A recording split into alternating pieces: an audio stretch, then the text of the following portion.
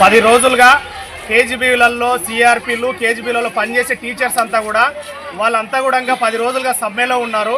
సమ్మెలో ఉండడం వల్ల కేజీబీలలో చదివేటటువంటి విద్యార్థులకు 10 రోజుల నుంచి క్లాసులు జరగడం లేదు. క్లాసులు జరగకపోవడం అంటే వాళ్ళు ఇప్పుడు వాళ్ళకు 10th క్లాస్ ఎగ్జామ్ డేట్ కూడా గవర్నమెంట్ అనౌన్స్ చేసిన పరిస్థితి ఉంది.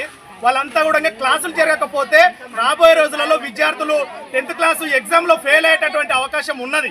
అట్లా విద్యార్థులకు సరైన బోధన అందించకుండా, టీచర్స్లకు సరైన ఉపాధి కల్పించకుండా ఈరోజు విద్యార్థులకు విద్యను బోధించేటటువంటి టీచర్లనే రోడ్ల మీద కూర్చునిపెట్టినటువంటి పరిస్థితి ఈరోజు రాష్ట్ర వ్యాప్తంగా కూడా మనకు కనిపిస్తూ ఉంది.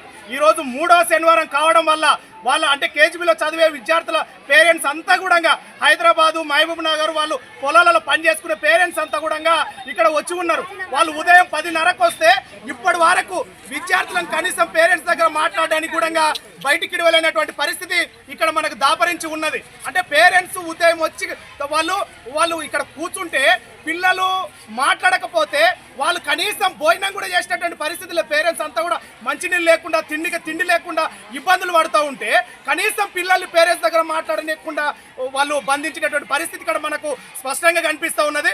పేరెంట్స్ అంతా కూడా ఇక్కడ మా పిల్లల్ని మా దగ్గర మాట్లాడించాలి, మా పిల్లలకి చదువు చెప్పించాలి, మా పిల్లలకి చదువు చెప్పించకపోతే వాళ్ళు ఇక్కడ ఎందుకని పేరెంట్స్ క్వశ్చన్ చేస్తున్నటువంటి పరిస్థితి ఉంది.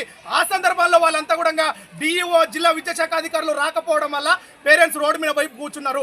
ఒక విద్యార్థి సంఘాలుగా మేము కూడా వాళ్ళకు పేరెంట్స్కి విద్యారంగ సమస్యలు పరిష్కరించాలని పేరెంట్స్కి మేము సపోర్ట్ ఇస్తూ ఉన్నాం. పోలీసులు వచ్చి కాసి సమస్య పరిష్కారం కోసం చూడలేదు తప్ప మీకు సంస్కారం లేదు, మీకు పద్ధతి లేదు, రోడ్ల మీద కూర్చోవడం సరైన పద్ధతి కాదు. మీరు జిల్లా విద్యాశాఖ డిఈఓని కానీ పద్మనాలిని మేడం కానీ మేము ఇక్కడ పిలిపిస్తామన్నందుకు మేము రోడ్డు మీదకి వెళ్ళి వచ్చినాం. కాబట్టి పోలీసులు చొరవ తీసుకొని డిఈఓని ఇక్కడ రప్పించండి. న్యూసెన్స్ చేయాలని మా ఉద్దేశం కాదు. మా పిల్లలకి పురుగులు అన్నం పెడతా ఉన్నారు, మా పిల్లలకి చదువులు సరిగా చెప్పట్లేదు. పేరెంట్స్గా విద్యార్థి సంఘాలుగా అడిగే హక్కు మాకు ఉంది, మాకు రైట్స్ ఉన్నాయి. కాబట్టి మేము అడుగుతాం, రోడ్డు మీద కూర్చుంటాం, కలెక్టర్ ఆఫీస్ ముందు కూర్చుంటాం, అవసరమైతే సీఎం క్యాంప్ ఆఫీస్ ముందు కూడా కూర్చుంటాం. పోలీసులు మా సహనాన్ని పరీక్షించవద్దు. పోలీసుల మీద కూడా మాకు మంచి గౌరవం ఉంది. మీ మాట మీద మేము లేసి వచ్చినాం. కాబట్టి ఈ సమస్య పరిష్కారం కోసం ఇమ్మీడియట్గా డిఈఓని ఇక్కడ రమ్మని చెప్పండి. పేరెంట్స్కి ఏ సమాధానం చెప్తాడో చెప్పమని చెప్పండి. మాకు చదువు లేకపోతే మా పిల్లలు ఎందుకు హాస్టళ్లలో, మా పిల్లలు ఎందుకు హాస్టళ్లలో 10 రోజులుగా చదువు లేకపోతే ఏం చేయాలి? వాళ్ళు తినాలి, పండుకోవాలా? ఇదేనా వాళ్ళ పని?